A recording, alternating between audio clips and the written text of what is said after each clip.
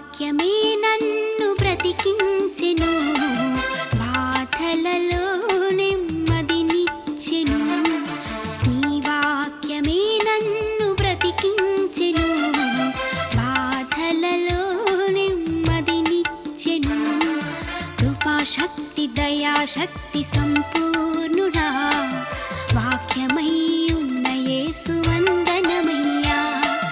కృపాశక్తి దయాశక్తి సంపూర్ణ